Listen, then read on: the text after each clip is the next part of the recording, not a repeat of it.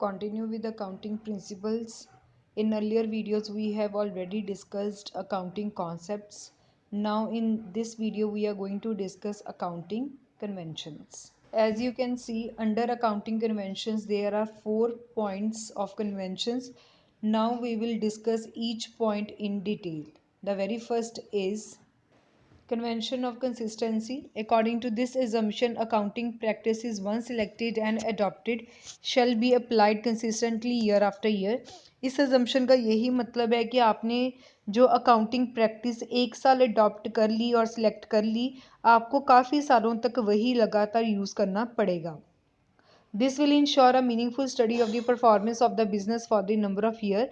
इसकी वजह से कंपनी को अपनी परफॉर्मेंस का एग्जैक्ट पता लगेगा कि उसने कैसा परफॉर्म किया. अगर हम एक ही मेथड लेकर हर साल यूज़ करेंगे तभी पता लगेगा कि पिछले साल कैसे किया था, इस साल क्या किया, कोई इम्प्रूवमेंट हुई है कि नहीं हुई. Consistency assumption does not mean that particular practices once adopted cannot be changed. The only requirement is that when change is desirable, it shall be fully disclosed in the financial statements along with its effect on income statement and balance sheet. अब ये ध्यान से सुनना कि इसका ये भी मतलब नहीं हम ले सकते कि एक बारी जो हमने मेथड सेलेक्ट कर लिया अब हमने बस वही यूज़ करना है. आपको अलाउड है कि आप जो मेथड है उसको चेंज कर सकते हो, बट जब भी आप मेथड को चेंज करोगे तो चेंज करने की वजह से आपकी फाइनेंशियल स्टेटमेंट्स के ऊपर क्या इफेक्ट पड़ रहा है, मतलब आपकी इनकम स्टेटमेंट जिसको हम statement of profit and loss बोलते हैं, और आपकी बैलेंस शीट के ऊपर क्या इफेक्ट पड़ रहा है, तो आपको वो पूरा दिखाना पड़ेगा. क्योंकि कई बार मेथड चेंज करने की वजह से प्रॉफिट बहुत ज़्यादा भी शो हो जाता है, वो मेथड ही ऐसे होते हैं. और कई बार मेथड चेंज करने से कंपनी को लॉस भी हो जाता है. सो मेथड चेंज आप कर सकते हो बट आपको फुली डिस्क्लोज करके उसका इफेक्ट दिखाना पड़ेगा. Any accounting practice may be changed if the law or accounting standard requires so that the financial information more meaningful and transparent. तो ठीक है, हमें फ्लेक्सिबिलिटी दी गई है कि हम अपने अकाउंटिंग प्रिंसिपल्स प्रैक्टिसेस को चेंज कर सकते हैं अगर हमें लगता है कि इसकी वजह से हमारी फाइनेंशियल इन्फॉर्मेशन ज़्यादा मीनिंगफुल और ट्रांसपेरेंट निकल के आएगी. तो ठीक है, flexibility is allowed. Then it is relevance कि हमें ये कहाँ कहाँ काम आता है. It helps the management in decision making by utilizing the comparable financial information. अलग अलग फाइनेंशियल इंफॉर्मेशन को यूज़ करके मैनेजमेंट जो है सही डिसीजन ले सकती है. सो नटशल यही है कि कन्वेंशन ऑफ कंसिस्टेंसी बोलता है कि अगर आपने एक मेथड यूज़ कर लिया है तो काफ़ी सालों तक आपको वही मेथड जो है वो यूज़ करना चाहिए. फ्रिक्वेंटली आप अपने मेथड को चेंज नहीं करो. अगर आप बार बार उसको चेंज करते जाओगे तो आपको खुद को ही नहीं पता लगेगा कि कंपनी ने कैसा परफॉर्म किया. इसलिए आपको क्या चाहिए कि एक बार अगर मेथड अडॉप्ट कर लिया है तो काफ़ी सालों तक वही मेथड रखें. इसका ये भी नहीं मतलब है कि आप कभी नहीं चेंज कर सकते. चेंज कर सकते हैं बट उस चेंज से क्या इफेक्ट पड़ रहा है आपकी इनकम स्टेटमेंट मतलब statement of profit and loss balance sheet पे, तो आपको वो फुली डिस्क्लोज करना पड़ेगा ताकि जो यूजर्स भी हैं वो भी सही इन्फॉर्मेशन को देखकर अपने डिसीजन ले सके. Same in the case of management. Next is Convention of Precedence or Conservatism Principle. This accounting concept is many a time described using the phrase do not anticipate any profit but provide for all possible losses. ये बहुत important है. इस conservatism principal में यही बोला जाता है कि कंपनी कभी भी अपने फ्यूचर प्रॉफिट्स को ना सोचे बट लॉस को पहले ही परख ले और उससे बचने के लिए आज ही कुछ ना कुछ वो काम कर ले, बट प्रॉफिट नहीं हम पहले मान सकते. According to this principle, profit is anticipated should not be recorded, but losses in anticipation should immediately be recorded. आप प्रॉफिट को पहले नहीं सोच सकते इसलिए हम उसको रिकॉर्ड नहीं करेंगे, बट लॉसेस को हम पहले एंटिसिपेट कर सकते हैं और उसको हम पहले रिकॉर्ड भी कर सकते हैं. The objective of this principle not to overstate the profit of the enterprise in any case. Main मकसद यही है कि किसी भी कंडीशन में जो कंपनी है उसका प्रॉफिट कुछ ज़्यादा ना शो हो जाए. Different equally acceptable alternative methods are available. The method which have least favorable immediate effect on profit should be adopted. मतलब वही कि अगर आपके पास बहुत मेथड है एक ही ट्रांजेक्शन को रिकॉर्ड करने के लिए तो जिससे सबसे कम इफेक्ट पड़ता है आपको वही मेथड अडॉप्ट करना चाहिए. For example valuation of stock at cost और realisable value whichever is lower. अब इसको हम न्यूमेरिकल भी देखेंगे फाइनल अकाउंट्स वाले चैप्टर में कि स्टॉक जो है उसकी क्या वैल्यू है। आप देखोगे आपने वो स्टॉक जब खरीदा था, अब उसको प्रिपेयर कर लिया, सब कुछ फिनिश गुड्स में कन्वर्ट कर लिया, तो स्टॉक की कितनी कीमत है और बाजार में उसकी कितनी कीमत है। तो आप कम वाला लेकर चलोगे, कम लेकर चला तो ठीक है, अगर ज़्यादा मिला तो बहुत अच्छा, अगर कम मिला तो आपने पहले ही कम लिया हुआ था, तो इससे कोई ज़्यादा इफेक्ट हमारे बिजनेस पे नहीं पड़ने लगा। Second point is provision for doubtful debts and provision for discount on debtor is made। जैसे हम अपने डेटर्स को उधार पे गुड्स बेचते हैं तो हमें डर होता है कि फ्यूचर में वो हमें पैसा देंगे कि नहीं देंगे, तो रिस्क होता है कि अगर उन्होंने हमें फ्यूचर में पैसा नहीं दिया तो हमारा बिजनेस कहीं बंदी ना हो जाए। तो उसी रिस्क को कवर करने के लिए हम जो है थोड़े पैसे जोड़कर अपने पास रख लेते हैं, उसको बोलते हैं प्रोविजन फॉर डाउटफुल डेट, कि हमने पैसे जोड़ लिए इसलिए सो दैट कि अगर फ्यूचर में वो हमें पैसे ना दे तो हमारे बिजनेस की वर्किंग के ऊपर इफेक्ट ना पड़े। सेकेंड है provision for discount on debtors. कई बार कंपनी को ऑन द स्पॉट डिस्काउंट देना पड़ता है, जैसे कंपनी ने गुड्स बनाई वो बिकी नहीं रही या कोई ओकेजन आ गया, ठीक है, हमारा कोई ऐसा कस्टमर है बहुत ज़्यादा अमाउंट की वो गुड्स लेना चाहता है बट डिस्काउंट मांग रहा है, तो डिस्काउंट देने से हर एक बिजनेसमैन का लॉस होता है। तो उससे भी लॉस तो हमारा होगा, तो बचने के लिए हमने पहले ही पैसे जोड़ लिए हैं कि पता नहीं फ्यूचर में कितना डिस्काउंट देना पड़ सकता है। ठीक है, सो कंजर्वेटिज्म प्रिंसिपल का यही मतलब है कि सारे प्रॉफिट्स को इग्नोर करना है, जब प्रॉफिट्स होंगे तब देखी जाएगी, बट लॉस को पहले ही समझ लो, उससे बचने के लिए आज ही कुछ ना कुछ जोड़ लो। जैसे गुड्स का डर होता है तो इंश्योरेंस करवा ली, अब ये स्टॉक का डर है तो हमने रूल ले लिया विच एवर इज लोअर, ये कर दिया।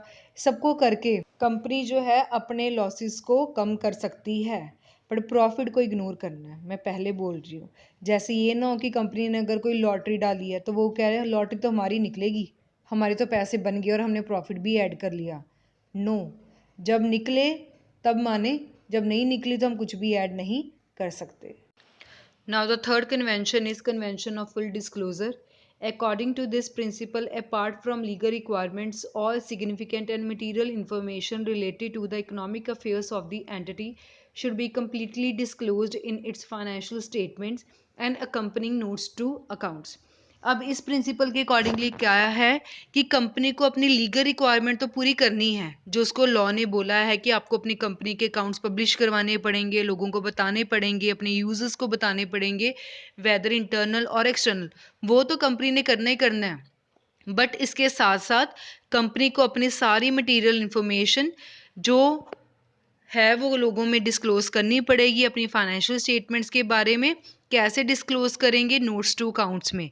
जैसे हम अगर कोई न्यूमेरिकल सॉल्व कर रहे हैं तो हम उसका एक वर्किंग नोट बनाते हैं, वर्किंग नोट में डिटेल हो जाती है और ऊपर हमारा न्यूमेरिकल हो जाता है। सो यहाँ वर्किंग नोट को हम नोट्स टू अकाउंट्स बोलते हैं। सो जितने भी कंपनी की फाइनेंशियल इंफॉर्मेशन से रिलेटेड इंपॉर्टेंट इंफॉर्मेशन है, मटीरियल इंफॉर्मेशन है, वो सारी इंफॉर्मेशन जो है उसको डिस्क्लोज करनी पड़ेगी, सो दैट अल्टीमेटली वही होता है कि मैनेजमेंट और यूजर जो है वो सही सही डिसीजन ले सके। The financial statement should act as means of conveying and not concealing the information. अब जो फाइनेंशियल स्टेटमेंट है ये एक ऐसा हमारे पास मॉड है, एक ऐसा हमारे पास जरिया है जिसके थ्रू हमने लोगों को कन्वे करना है, सब कुछ बताना है, छुपाना नहीं है, कुछ कंसील नहीं करना। ठीक है, ये इंफॉर्मेशन देने का एक हमारे पास ऑप्शन है, जरिया है। Disclosure of information will result in better understanding and the parties may be able to take sound decision on the basis of information provided. So इस principle के accordingly, इस convention के accordingly लोगों में, यूजर्स में अच्छी अंडरस्टैंडिंग होती है कि कंपनी के अकाउंट्स कैसे हैं, कंपनी ने अच्छा किया, बुरा किया, या फ्यूचर में कंपनी कैसे परफॉर्म करेंगी।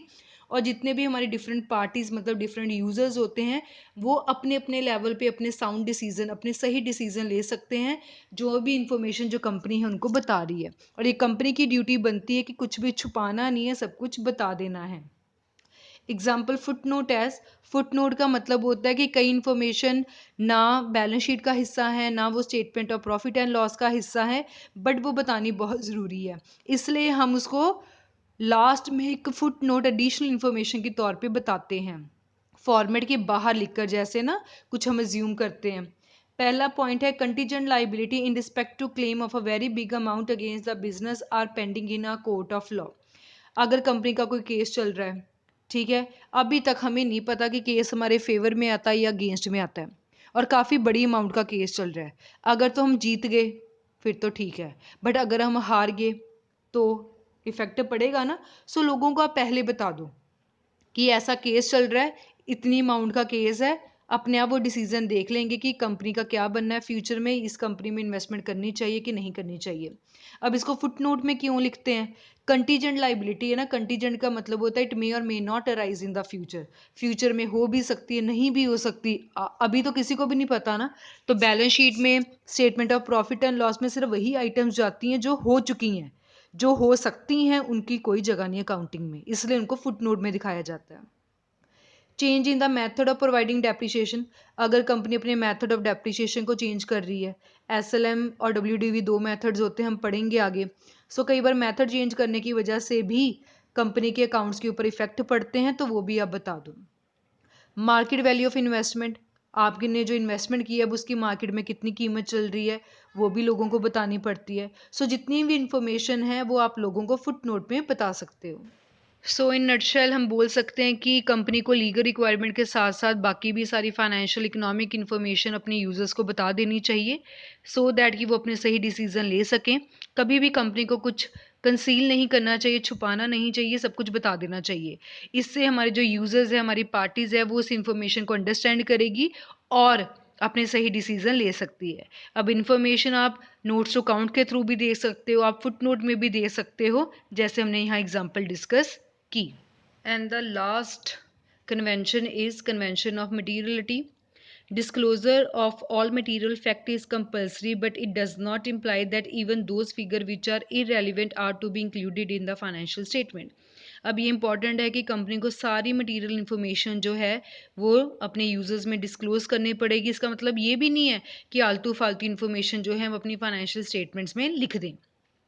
According to this principle, only those items or information should be included, disclosed that have material effect and relevant to the user.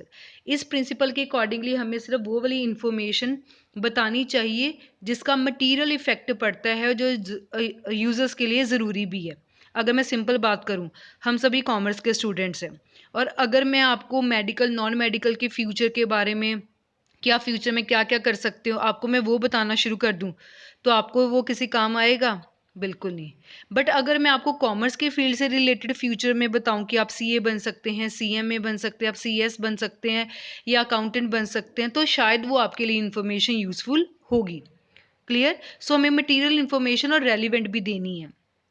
So, items having an insignificant effect or being irrelevant to user need not to be disclosed separately. These may be merged with other items.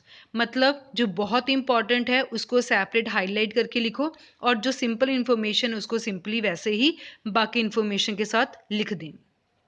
If the knowledge of any information may affect the user's decision, it terms as material information. अब material information का क्या मतलब है? कईयों को ये भी लग रहा होगा कि फुल डिस्क्लोजर भी ऐसा ही था, मटीरियलिटी भी ऐसा ही है, बट मटीरियलिटी में हम सिर्फ बहुत बहुत बहुत इंपॉर्टेंट इन्फॉर्मेशन की बात करते हैं जिसकी वजह के साथ अगली पार्टी का बिल्कुल डिसीजन ही चेंज हो सकता था, उसको बोलते हैं मटीरियल इंफॉर्मेशन। ठीक है? It should be noted that an item material for one enterprise may not be material for another enterprise. ये भी बिल्कुल सही है कि जो इन्फॉर्मेशन एक कंपनी के लिए या एक यूज़र के लिए इंपॉर्टेंट है, शायद वो इन्फॉर्मेशन दूसरे के लिए या दूसरी कंपनी के लिए इंपॉर्टेंट ना भी हो। For example, amount spent upon repair of building say rupees 2,50,000 is material for an enterprise having a turnover of rupees 10 lakh, but it is not material for an enterprise having a turnover of 15 crores. अब इस example में है जैसे एक building की repair करवानी है, उसके ऊपर 2,50,000 हमने खर्च करना है। ये इन्फॉर्मेशन उस कंपनी के लिए बहुत मटेरियल है जिसकी पूरे साल की इनकम ही 10 लाख है, बट उस कंपनी के लिए कुछ भी नहीं है जो साल का 15 करोड़ रुपए कमा रही है। ठीक है? सो मटेरियल इन्फॉर्मेशन का मतलब है कि जिसकी वजह से नेक्स्ट यूज़र या नेक्स्ट पर्सन का डिसीजन बदल सकता है, वो तो हमें ज़रूर डिस्क्लोज करना चाहिए। अगर 10 लाख में से 2.5 लाख कंपनी बिल्डिंग के रिपेयर में स्पेंड कर देगी, तो वो बाकी काम कैसे करेगी? ठीक है? तो उसके लिए ये बहुत इंपॉर्टेंट है। और जो कंपनी 15 करोड़ रुपीज़ अर्न कर रही है, तो उसके लिए 2.5 लाख कुछ भी नहीं है। ठीक? सो इन नटशेल हम यही बोल सकते हैं कि कंपनी को सारी important information specially material information जो है अपने यूज़र्स को बता देना चाहिए ताकि वो अपना जो है सही डिसीज़न ले सकें। और जो बहुत इंपॉर्टेंट इन्फॉर्मेशन है उसको इरेलीवेंट इन्फॉर्मेशन के साथ नहीं रखना, उसको सेपरेट रखना है। जैसे न्यूज़पेपर है, अगर सारा न्यूज़पेपर ही एक ही वर्डिंग में होता, एक ही फॉन्ट में होता तो हमें क्या पता लगता। इसलिए उसकी हेडलाइन सेपरेट होती हैं। हेडलाइन पढ़ के हमें समझ लग जाता है कि अंदर क्या लिखा होगा। ठीक है ना, तो ध्यान तो हेडलाइन हमारा खींच रही है ना। सेम इन दिस केस कि जब भी कंपनी अपनी कोई इन्फॉर्मेशन देगी तो मटेरियल इन्फॉर्मेशन को थोड़ा अलग करके लिखें ताकि जो यूजर्स है इन्फॉर्मेशन को रीड करें और अपने डिसीजन जो है वो ले सके। मटेरियल इन्फॉर्मेशन से हर किसी के पर्सन के डिसीजन मेकिंग के ऊपर इफेक्ट पड़ता है। बट फुल डिस्क्लोजर में बस यही था कि सब कुछ बता दो। ठीक है, लीगल रिक्वायरमेंट के साथ साथ आपको सब कुछ बताना है, बट यहाँ बताने के साथ साथ इरेलीवेंट नहीं बताना। ये नहीं कि आप छोटी छोटी बातें बता रहे जो किसी के काम भी नहीं आनी। वो इन्फॉर्मेशन तो कभी नहीं छुपानी जो लोगों का डिसीजन बदल सकती है। तो बहुत इंपॉर्टेंट इन्फॉर्मेशन की बात हम करते हैं कन्वेंशन ऑफ मटीरियलिटी में। So now we have discussed all the concept and conventions. Total हमारे पास 14 प्रिंसिपल्स हैं। उस 14 प्रिंसिपल्स को हमने कुछ कॉन्सेप्ट और कुछ कन्वेंशंस में डिवाइड किया। कॉन्सेप्ट में 10 प्रिंसिपल्स आते हैं और कन्वेंशंस में 4 प्रिंसिपल्स आते हैं, जैसे हमने अभी डिस्कस कर लिया। So this was about chapter number 2, theory base of accounting.